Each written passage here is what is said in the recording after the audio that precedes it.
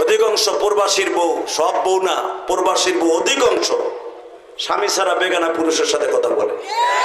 কথা ঠিক না ঠিক? আল্লাহ আমার মা বোনদেরকে হেদায়েত নসিব করেন। জোরে কানা আমিন, আরো জোরে কানা আমিন। একসাথে বলেন, আল্লাহর কাছে চাইতে হবে নামাজের দ্বারা। কথা ঠিক না ঠিক? জ্বলন্ত প্রমাণ একটা হাদিস দিয়ে দিয়ে যাই। আজকের মাহফিলে দেখি কারা কারা অতিথি আছে, তাদের নামগুলো একটু স্মরণ করি। আলহামদুলিল্লাহ বলেন। এলেঙ্গা দক্ষিণ পাড়া জামে মসজিদের উদ্যোগে আজকের মাহফিলের সম্মানিত সভাপতি হযরত মাওলানা আবু সাঈদ ইমাম খতিব এলেঙ্গা দক্ষিণ পাড়া জামে মসজিদ, বারাকাল্লাহু ফি হায়াতি। কে হুজুর কই আপনি? না কত বড় ওলি মানুষ, চিনলেন না? আল্লাহ কবুল করেন। জোরে আমিন। আজকের মাহফিলে যিনি আমার আগে ওয়াজ করেছেন, আপনারা হয়তো চিনেন না, এলেঙ্গা বাসস্ট্যান্ড মসজিদের খতিব সানাউল্লাহ সাহেব, এর নাম আছে। হালাকি আপনি জানেন, আমাদের মতো যত বাংলাদেশের সুপারস্টার বক্তা আছে সবগুলা তারে আত্মার আত্মা মনে করে। বড় বড় বক্তারা হের মাদ্রাসায় শুয়ে থেকে বেডের উপরে, এবং সে আলেমদেরকে এত ভালোবাসে, আকাশচুম্বী ভালোবাসা। আমার আগে ওয়াজ করেছেন সানাউল্লাহ সাইফি, এবং আর একটা ছোট ভাইয়ের মতো আমার আছে, সে যদিও গারিন্দা ওদিকে একটা মাদ্রাসার, দুইটা মাদ্রাসার প্রিন্সিপাল, তরুণ বক্তা হাফেজ মাওলানা হাবিবুল্লাহ মিসবাহ, বারাকাল্লাহু ফি হায়াতি। জোরকান মারহাবা। আপনাদের মাহফিলের প্রধান অতিথি যিনি টেলিফোনে কথা বলেছেন, অত্যন্ত দামি মানুষ, ধার্মিক মানুষ এবং ব্যস্ত মানুষ। ব্যস্ততার ভিতর দিয়েও 1 থেকে 1.5 মিনিট কথা বললেন। সবচেয়ে বেশি ভালো লাগছে, উনি বলেছেন আপনাদের মাঝে সামনাসামনি ফেস টু ফেস কথা বলবো, কিন্তু আপাতত আপনাদের মন রক্ষার্থে আপনাদের সাথে থাকলাম 50,000 টাকা দিয়ে। এটা আমি অনেক খুশি হয়েছি, আলহামদুলিল্লাহ বলেন। যদি খালি বক্তব্য দিত আর টাকা না দিত। আজকের মাহফিলের বিশেষ অতিথি জনাব মোহাম্মদ সাফি তালুকদার, আপনাদের সাবেক চেয়ারম্যান এলেঙ্গা ইউনিয়ন পরিষদ। আল্লাহ সাফি তালুকদারকে কবুল করেন। চেয়ারম্যান আছে বিদেশ, কানাডা আছে। আল্লাহর বান্দাকে আল্লাহ আপনি ভালো রাখেন, সুস্থ রাখেন। এবং আরেকজন অতিথি আলহাজ আজহার আলী তালুকদার। কে আপনি? মাশাআল্লাহ, খুব ভালো মানুষ। উপদেষ্টা এলেঙ্গা দক্ষিণ পাড়া জামে মসজিদ, আল্লাহ তার হায়াতকে লম্বা করে দেন। এই সমস্ত রত্ন যেদিন চলে যাবে সেদিন বুঝবেন এরা কি ছিল আমাদের সমাজে। এখন তো সেটার বাটপার দিয়ে ভরা। এরা ছিল সঠিক মানুষ, এদের শ্রমের বিনিময়ে আজকে এই শহরগুলো এত সুন্দর হয়েছে।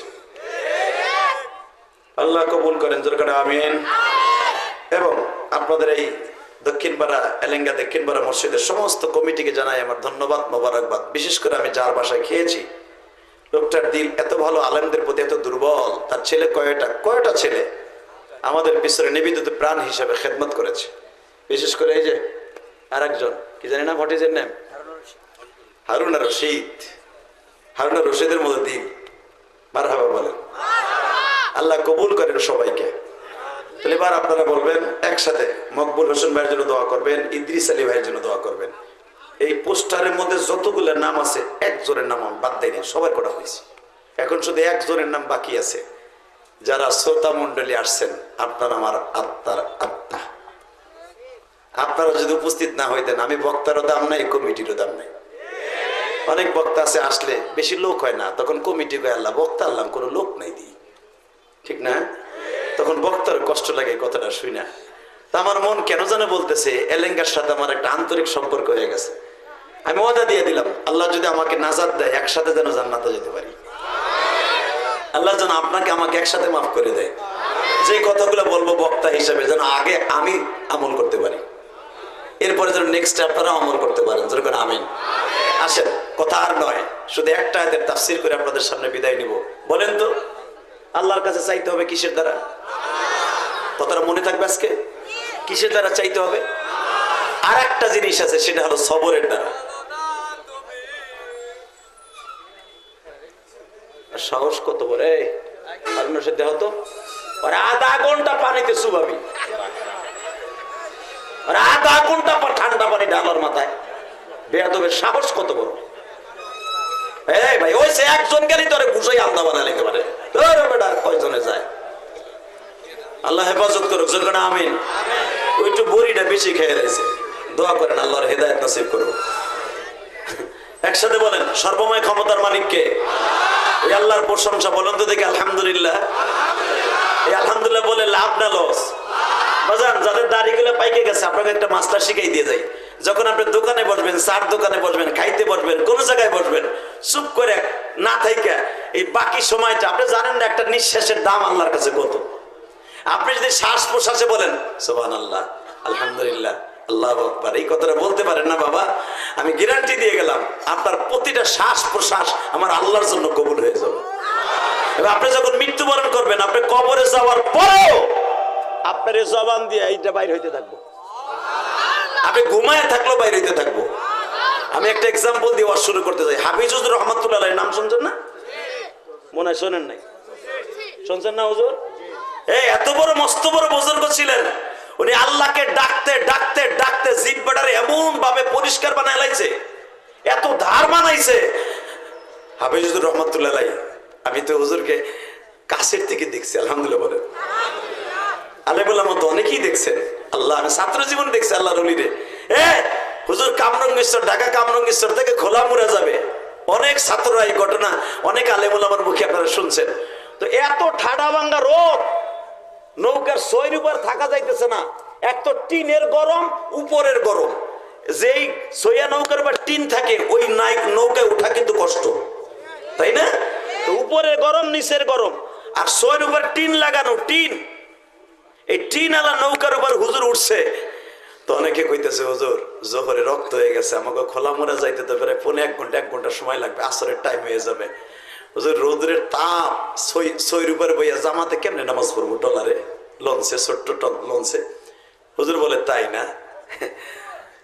আল্লাহর কুতুব আসমানের দিকে একবার তাকাইছে, একবার তাকাইছে, তাকায় বলছে মালিক তোমার ডিউটি দিব, তোমার নামাজ পড়বো, একটু ঠান্ডা করে দেও না।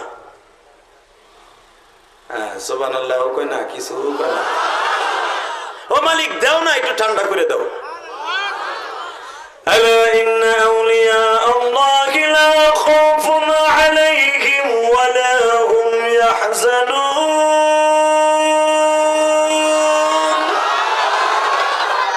ওলিদের স্পেশাল একটা পাওয়ার আছে, এই পাওয়ারটা পৃথিবীর অন্য কাউরে আল্লাহ দেয় নাই, নবীদের ছাড়া। কথা ঠিক না বেঠিক? আল্লাহর কুতুব আসমানের দিকে একবার তাকাইছে, সূর্যের দিকে, সূর্যের উপরে আল্লাহ একটা পর্দা ফেলাই দিছে, এক খন্ড মেঘ সূর্যের মুখের উপর ধরছে আমার আল্লাহ। একটু পরে 10 মিনিট পরে বলতেছে হুজুর গুড়ি গুড়ি বৃষ্টি হয়েছে, নৌকার সইটা ঠান্ডা হয়ে গেছে, এখন মুইসা দেই আমরা জামাতে নামাজ পড়ি। আল্লাহর কুতুব চোখের পানি ছেড়ে দিয়ে কয় আল্লাহ কি ভুল করলাম জীবনে, আমি জানতাম যে তুমি আমার ঠোঁটের দিক চাইয়া রয়েছে, আমি বললেই তুমি এক খন্ড মেঘ দিয়ে ঠান্ডা করে দেবে, এটা কি জানতাম? যদি মেঘ না চাইয়া এই রোদ্রের মধ্যে নামাজটা পড়ে বলতাম আল্লাহ তুমি আমার রহমতের কুদরতি হাতে আমার মাফ করে দাও, আমি কি ভুলটা করলাম রে? আমি কি জানতাম জুনি আমার দিক চাইয়া রয়েছে? আমি কি জানতাম জুনি আমি বলার সাথে এটা কবুল করবে?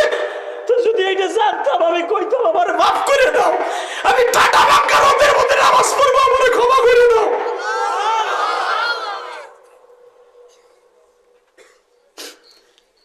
বাজানে হাফিজুর রহমাতুল্লাহ আলাইহি আহমদুল্লাহ শাহ আহমদুল্লাহ এ বাজার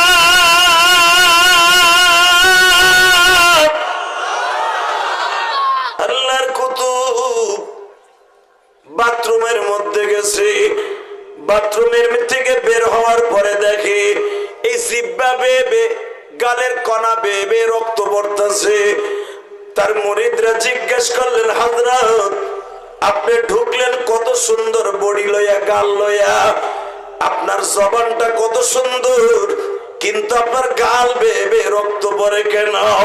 বাজান দেখেন তো এক ফোঁটা পানি আমার মাওলার জন্য পড়ে কিনা। যদি আমার আল্লাহর এইভাবে জিহ্বাটা দিয়া ডাইকা ডাইকা আমার মাওলার পরিষ্কার করে বানাইতে পারেন গো বাবা, এই জিহ্বা আল্লাহর কুতুব হাফিজুরের মতো হয়ে যাবে। আল্লাহর কুতুবের গালের থেকে রক্ত যখন বেয়ে বেয়ে পড়তাছে, মুরিদরা আলেমরা জিজ্ঞাসা করে হুজুর আপনার গালের মধ্যে রক্ত কেন পড়ে? আল্লাহর কুতুব বলে মামা বাথরুমের ভিতরে তো মাওলার জিকির করা যায় না। আল্লাহ আল্লাহর জিকির করা নিষেধ, আমার নবী নিষেধ করছে, বাথরুমে কোনো আল্লাহর নাম নিয়ে যায় না। কিন্তু আমি 24 ঘন্টা মাওলার জিকির করি বিদায় এই জিব্বিটার ওই অভ্যাস হয়ে গেছে। আমি যখন বাথরুমের মধ্যে ঢুকছি জিব্বা তো আমার কথা শুনে নাই, জিকির আরম্ভ করে দিছে। এই জন্য আমি আমার জিব্বার জিকির থেকে বন্ধ করার জন্য দাঁত দিয়ে কামড়াইয়া ধরছিলাম, বাবা জিব্বা একটু চুপ কর, এখন মাওলার জিকির করা যাবে না। আমি আমার বাজানদেরকে বলবো, দাড়ি বাঁকা বাজানরা রে,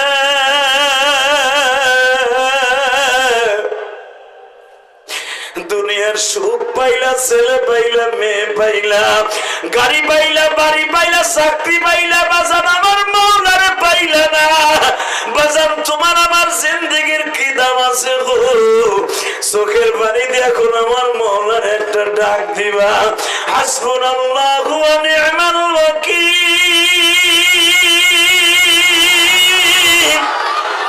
নি'মাল মাওলা ওয়া নি'মান নাসীর। নিজের হাতে মদর তুমি বানায়া, আল্লাহ নিজের হাতে টাঙ্গাইল বাসী বানায়া কেমনে দিবা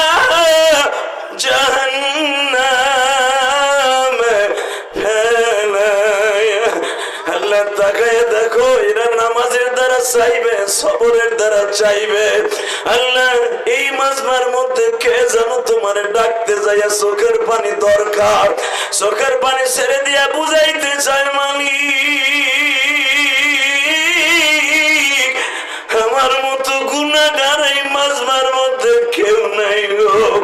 আল্লাহ এই মাজমার মধ্যে কার জানো জনম দুঃখিনী মা নাই, বাবা নাই গো।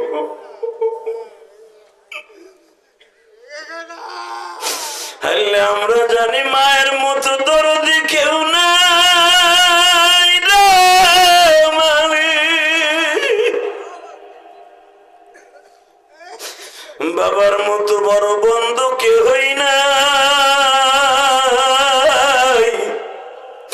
এমন একদিন ছিল বাবা এলেঙ্গার বাজারে যাইতো, বাবার পিছনে পিছনে ব্যাগটা লয়ে যাইতাম।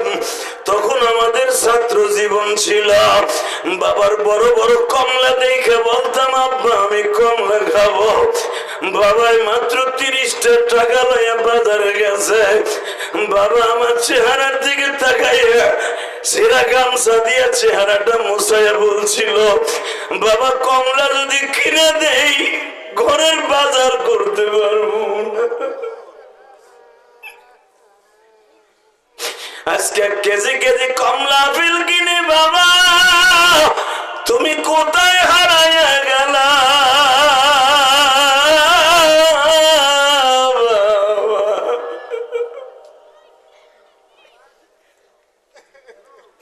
আল্লাহ আপনি তাকায় দেখেন তো, কে যেন বাবার কথা মনে করে কান্দে।